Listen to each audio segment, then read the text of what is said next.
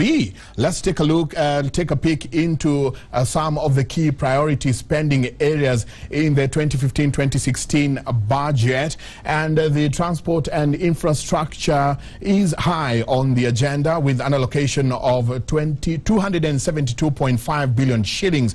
Out of that amount, 118 billion shillings will go towards the standard gauge railway project. Education is next at 133.68 billion shillings. Kenya shillings 46.8 billion. Out of that, vote will go towards enhancing free primary and secondary school education. Now, energy comes next at 55.2 billion shillings, with 1.5 billion funding the connection of more households and another 4.5 billion funding street lighting projects. Security will take up 43.5 billion, out of which 10 billion will fund police security modernization. Health has been allocated 34.3 billion under this vote. Leasing of healthcare equipment will cost 4.5 billion shillings. And finally, women and empowerment programs will have 26.85 billion to spend. 25 billion will specifically fund youth empowerment and re-engineering of National Youth Service. Well, that's how it's projected to be tomorrow. But Kenyans, what do Kenyans want? Kenyans want in the budget, one, they have put priority to 30% to be taken to security. 18% Kenyans want it to be taken to medical facilitation. 13% they want all of it to go to education. 10% to go to food and security, with 8% going to roads. 5% is taken by youth and women, while 3% is providing laptops to standard 1 pupils. 2% Kenyans want it to go to devolution, while 1% they want it to go to environmental conservation. That's what Kenyans want. We will get to see if what Kenyans want will be given to them tomorrow as the budget is read tomorrow. Anne. Thanks very much, Njenga, for that breakdown. And joining me now in studio, our guest Nikhil Hira. He is a tax partner at Deloitte, and Habil Olaka representing KEPSA, but of course he's also the CEO of the Kenya Bankers Association. Gentlemen, you're welcome to the program. Nikhil, let me start with you. Many are saying that this particular budget is very intensive on the Jubilee manifesto. Do you get the same feeling? Well, I think any budget that a sitting government delivers is going to be part of their manifesto. Whether it actually achieves the manifesto or not is another thing. But it's quite clear that what the Jubilee government wanted is what they're trying to push through. And one would expect that. I think that happens in any government anywhere in the world. I do think, though, and when I was looking at those numbers, this allocation for security worries me. I don't think it's enough. I think it is one of the biggest problems we have in the country today, and we really have to address that if we're going to address the problem and arrest the issue of our tourism industry just collapsing around us. Right, and I'll come back to the priorities and the allocation a little later. But Habil, tell me, I want us to step back from this particular budget and look overall at President Uhuru Kenyatta's performance. Even before he was president, as finance minister under Mwai Kibaki's government, when you look at the man, assuming that he had a free hand then to craft those budgets, and what he's doing now as president, is there any difference, or do you see a running theme, in his thoughts in terms of moving the country forward? I think one of the things that we notice is there's some degree of consistency. Because you realize when he was the Minister of Finance then, one of the things that he really pushed through was the IFMIS, the Integrated Financial Management Information System, which really creates some efficiencies and tries to effectively stop revenue leakages. Now, moving over into, as a president, one of the things that he has really tried to promote is e-procurement, which again, in a way, tries to address the same thing in terms of trying to stop areas where there could be revenue leakages through corruption or such opportunities. So in a way, we see some degree of consistency from the time when he was Minister of Finance and now as a president. All right. Nikhil, let me come back to your question of priorities. And when you look at it, on the whole and how spending has been allocated generally in this budget, do you feel it is in line with the country's priorities? We do know that the finance minister has said that his priorities in particular would be infrastructure, social measures, agriculture and security. I think those are the right ones to go for. A country that doesn't have infrastructure is not going to attract investment. We can have as many incentives as we want, tax incentives, subsidies, grants, whatever you want. If the infrastructure is not there, projects don't become financially viable, so people don't come. If we want to go forward, we must have an educated workforce. We must have a healthy workforce. So health, education, infrastructure there. The big thing that is, I guess, different in the last couple of years is, as I said earlier, security. And security, and perhaps that's one of the differences between when Mr. Kenyatta was finance minister and when he's now president. Security wasn't that big issue back then. It's become an issue in the last couple of years. And our focus needs to go back to it, and we need to deal with it. I mean, I really do feel that the country is hurting as a result of these security incidences that we have. Right.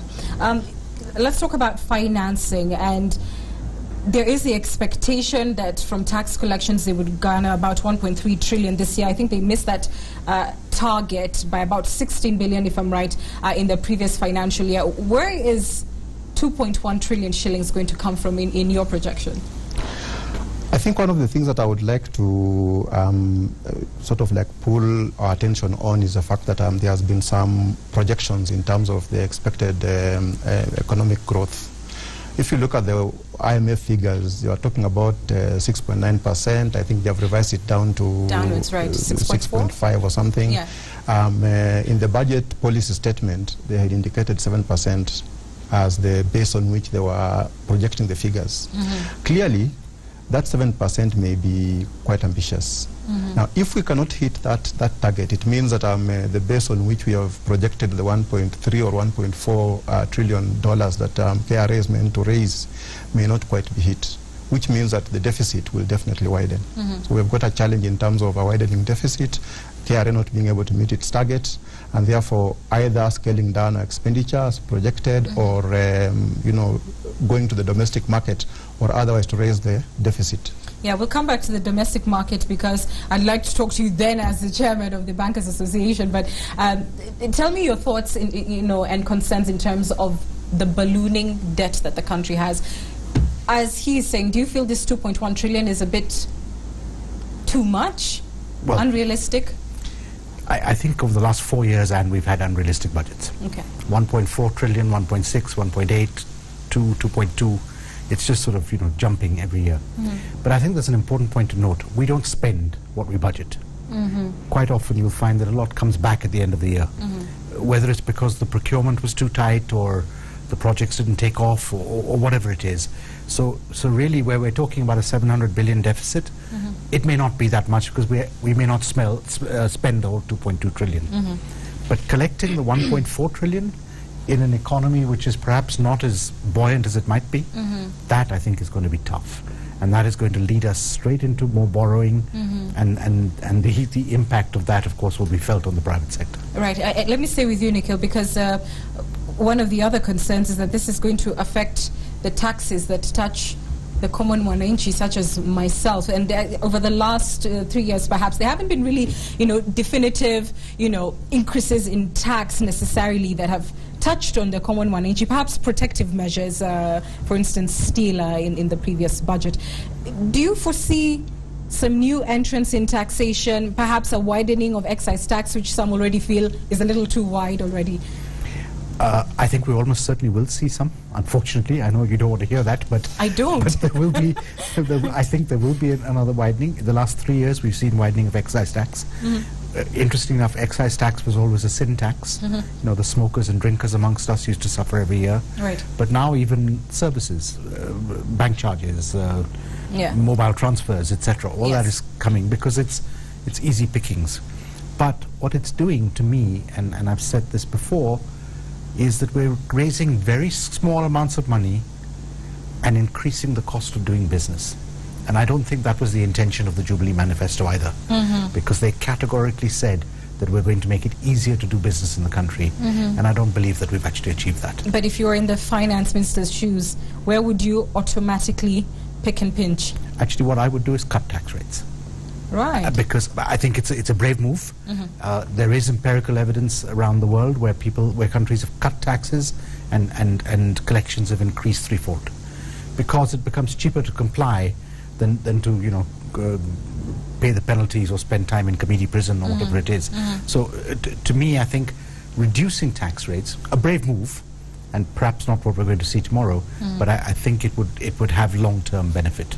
All right, I want to talk a little bit about tightening the belt, which IMF has also urged. Habil, tell me, do you think the austerity measures that were sort of introduced last year have borne any real fruit? And if government was to be serious about watching how it spends, where would the cuts come in? I think one of the clear, indications is the degree of wastage that is there in the whole system, and I think some of the measures that are being put in place are meant to address that level of wastage that we see in the whole government system, and especially on procurement, because procurement is a major avenue for wastage and leakage, for that matter. And so trying to automate the whole process so that the opportunities for manual intervention are removed from the system as much as possible. And once it's automated, the opportunities for what we call really corruption, for lack of a better word, I think are reduced. And therefore the system becomes much more efficient, and the revenue that is raised is actually used for the intended purpose. Do you feel legislation also plays a role there in terms of, better financial accountability, strengthening of, various acts, etc.? I mean, the leadership and integrity chapter, basically, we argue, was neutered. Do you think there's an addition that could be brought into financial systems specifically that, would result in sort of better management? Yeah, for example, the introduction of the IFMIS, which is at the national level, but if it can be taken down to the now that you have got devolution, can be taken down to the county government as well, so that they are actually forced to implement the IFMIS system, including the parastatals, where they have got to get integrated into the system. I think that will then create efficiencies within the system and therefore reduce the opportunities for revenue leakage. All right, Nikhil, I know I'll be putting you in a tricky position on this one because you're essentially a tax advisor, but an Oxfam report has basically said that Africa is losing billions, thanks to people perhaps in a similar profession such as yours. I'll point no fingers, but it's losing billions. Governments are not being able to get what they should in tax from multinationals, and there's of course the controversial home case of Karuturi. What's your take on that, and how can government perhaps revise its systems or have better prudence, if you like, of multinationals to make sure that that tax base is as wide as it should be? I think it's unfair that we're focusing on the multinationals. I actually do not accept these reports which say that the multinationals are out to diddle us. I don't think that's their intention at all. I also think that quite often you look at a set of accounts and you see a profit for accounting purposes, but you see no tax paid. But no one goes behind that and says, well, why?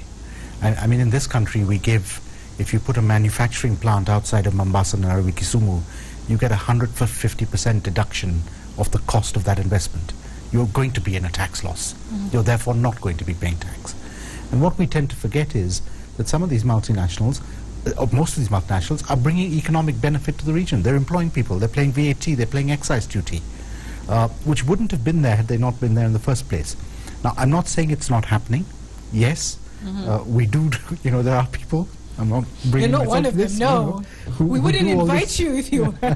Who do all this fancy tax planning and these schemes and what have you. Right. But as long as you're not breaking the law, then I don't see that it's a problem.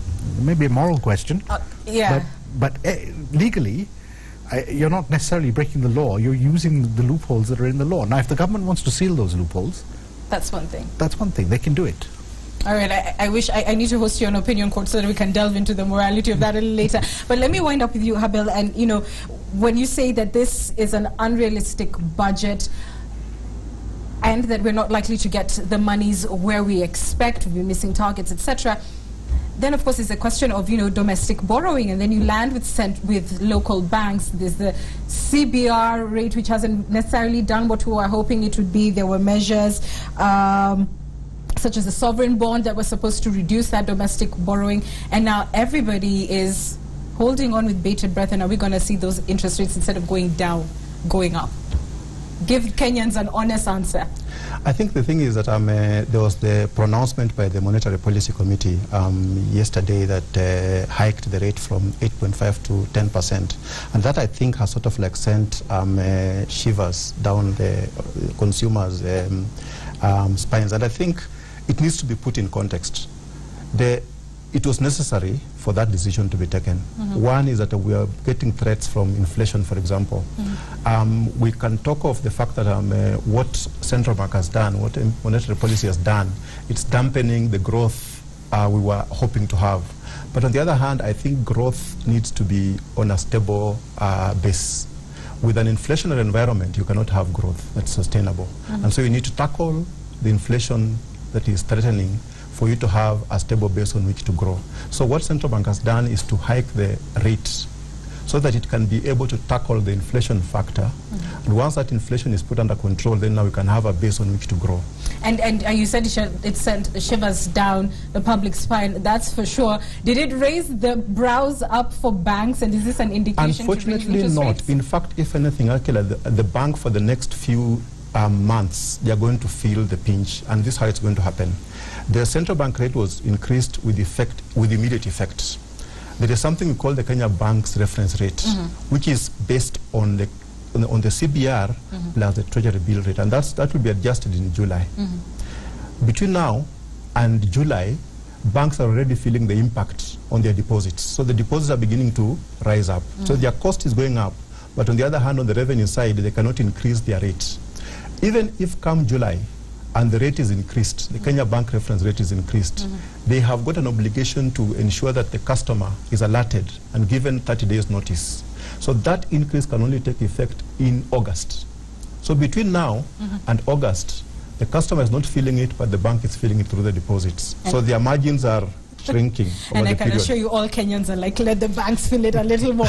Gentlemen, I thank you so much for your analysis. Nikhil Kira is a tax partner at Deloitte, and Habil Olaka representing KEPSA on the program today, as well as being, of course, the CEO of the Kenya Bankers Association. We're taking a breather, and we're back with more after these messages.